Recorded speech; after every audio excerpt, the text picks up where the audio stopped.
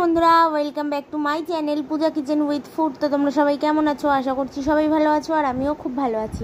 তো দেখতে পাচ্ছ এখানে চানা, যেটা কাবলি ছোলা, এটা ভিজিয়ে রেখেছিলাম আমি দুপুরবেলা। তো এখন সন্ধ্যাবেলা রান্নাটা করছি। তো প্রায় 5-6 ঘন্টা মতো ভেজানো ছিল। তো দেখো, জল দিয়ে ভালো করে ধুয়ে নিয়ে সেই জলটার সাথেই কিন্তু আমি দিয়ে দিলাম।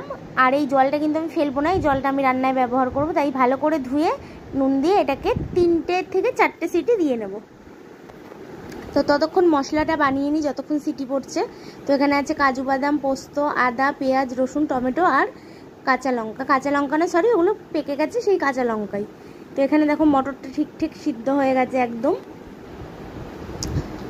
তো এটা আমি দেখো নামিয়ে নিচ্ছি, তোমাদের একটা ফাটিয়ে দেখাচ্ছি। তো দেখো এটা ঠিক এইরকম সেদ্ধ হয়েছে। তো এটা একদম পারফেক্টভাবে সেদ্ধ হয়ে গেছে। তো এবার দেখো বসিয়ে নিচ্ছি কড়াই। তো তোমরা যদি এভাবে চানা মশলা বানাও, অবশ্যই অনুষ্ঠান বাড়ির স্বাদকেও হার মানাবে, আর খেতে কিন্তু খুবই সুন্দর হয় এটা। তো তোমরা এখানে চাইলে চালমগজও দিতে পারো, কিন্তু চালমগজটা সবসময় খাওয়া অত ভালো না, আর পেটটাও প্রচণ্ড ভার হয়ে যায়। তার জন্য আমি কাজু বাদাম আর পোস্তটাই ব্যবহার করেছি। তো এখানে দেখো গোটা গরম মশলা আর একটা তেজপাতা ফোড়ন দিয়ে দিলাম। আর বাদবাকি যা মশলা দেখিয়েছিলাম সব কিন্তু আমি একসাথে পেস্ট করে এনেছি, তো সেটা দিয়ে দিলাম। আর চানা মশলায় কিন্তু ঝোল হবে না, যেহেতু শুকনো শুকনো হবে, তো সেই কারণে কিন্তু মশলাটাও একটু বেশিই লাগবে।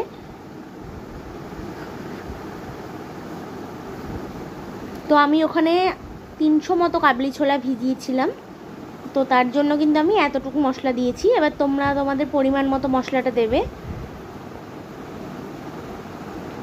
তো দেখো সব মশলাটা দিয়ে ভালো করে একটুখানি জল দিয়ে দিলাম। তো দিয়ে এবার ভালো করে একটু কষে নিতে হবে।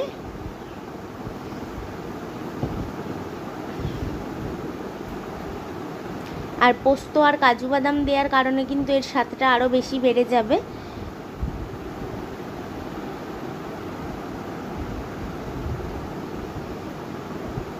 তো বন্ধুরা, এই পর্যায়ে কিন্তু সময় নিয়ে একটু কষাতে হবে, কেন যতক্ষণ না পেঁয়াজ, রসুন, আদার একটা কাঁচা গন্ধ যাচ্ছে ততক্ষণ কিন্তু একটু ভালোভাবে কষিয়ে নিতে হবে।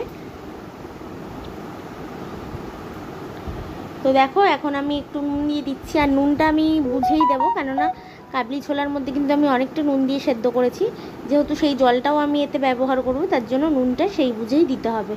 তো তারপর দিয়ে দিচ্ছি হলুদ।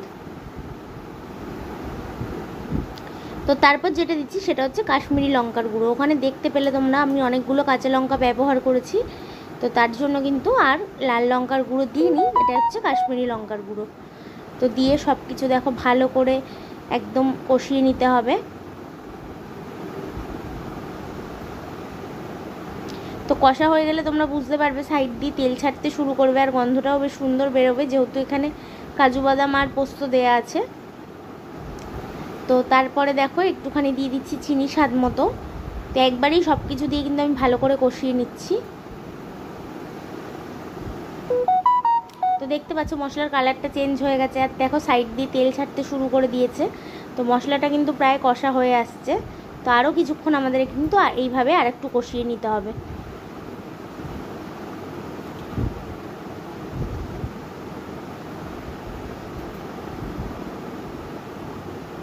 তো তারপরে যেটা আমি দিচ্ছি দেখো, এটা হচ্ছে চানা মশলা।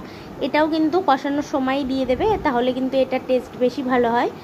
তো কষানোর সময় দেখো আমি দিয়ে দিলাম চানা মশলা, এটাকে দিয়েও ভালো করে কষিয়ে নেব। নিয়ে দেখো এবার মাংস ছোট ছোট করে কিমা করা আছে একদম, এটা দোকান থেকেই করে এনেছি আমি কিমাটা। বাড়িতে করলে এতটা ছোট আমরা করতে পারি না, তো তার জন্যই দোকান থেকে বেশ করে দেয় ভালো। তাই বলে কিন্তু একেবারে গুঁড়ো গুঁড়ো নয়, মানে একদম ছোট ছোট করে দিয়েছে। তো এটাকে দিয়ে ভালো করে আবারও কষাতে হবে। মশলাটা কষে গেলে তারপর কিন্তু আমি চিকেনটা দিয়েছি, মশলাটা খুব ভালো করে কষিয়ে নিয়েছি। তো এবার চিকেনটার সাথেও আরেকটুখানি কষিয়ে নেব।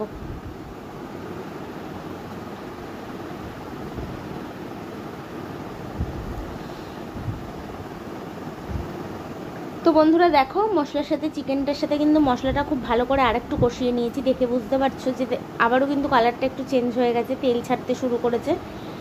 তো এবার কিন্তু আমি এর মধ্যে কাবলি ছোলাগুলো দিয়ে আবার একটু কষিয়ে অল্প জল দিয়ে দেবো। কেন আমি জিনিসটা শুকনো শুকনো করবো। রুটি, এটা কিন্তু রুটি, লুচি, পরোটা তোমরা যা দিয়ে খুশি খেতে পারো। তো দেখো এই যে চানাগুলো এইভাবে করে জল ছেঁকে তুলে দিয়ে দিচ্ছি। তো চানাগুলো দিয়েও একটু কষালে ভালো লাগে, আর যদি সময় না থাকে তো ডাইরেক্ট জল দিয়েও দিয়ে দিতে পারো, কোনো অসুবিধা নেই।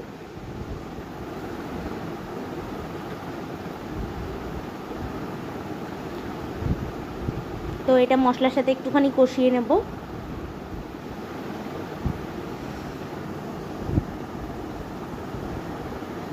তো দেখতে পাচ্ছ বন্ধুরা, এটাও কিন্তু আমার প্রায় একটু শুকনো শুকনো হয়ে এসছে মশলার সাথে।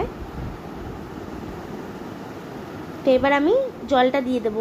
এবার যতটা জল ছিল ততটা কিন্তু লাগলে দেবো, না লাগলে দেবো না। এটা আমি কেমন ঝোল রাখবো, কেমন গ্রেভি রাখবো সেটা বুঝেই দেবো। আর যেহেতু আমি বারবার বলছি আমি একদমই ঝোল রাখবো না আজকে, তো তার জন্য জলটা বুঝেই দেবো, অতটা জল আমার লাগবে না। তো তোমরা যে যেমন ঝোল খাবে সেই বুঝেই জলটা দেবে।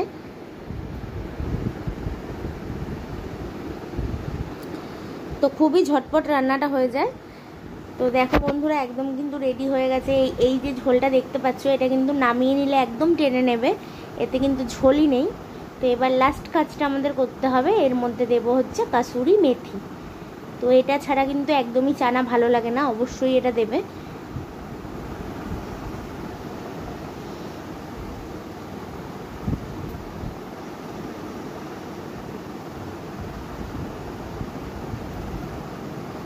তো খুব ভালো করে দেখো ফুটছে, ফুটেও গেছে সুন্দর করে। তো এবার নামানোর আগে একটু কাসুরি মেথি দিয়ে নামিয়ে নেব। তোমরা চাইলে নামানোর আগে একটু বাটারও দিতে পারো, কিন্তু বাটারের আমার খুব একটা ভালো লাগে না, আর একটু গরম গরম ভাব পড়ে গেছে, তো অতটা রিচ না খাওয়াই ভালো, তার জন্য আমি দিইনি। তো দেখো একটুখানি কাসুরি মেথি দিলাম, তো আমার মনে হচ্ছিলো আর একটু লাগবে, তাই আর একটুখানি দিলাম। তো হাতের মধ্যে একটু ডলে নিয়ে এইভাবে ছড়িয়ে দেবে।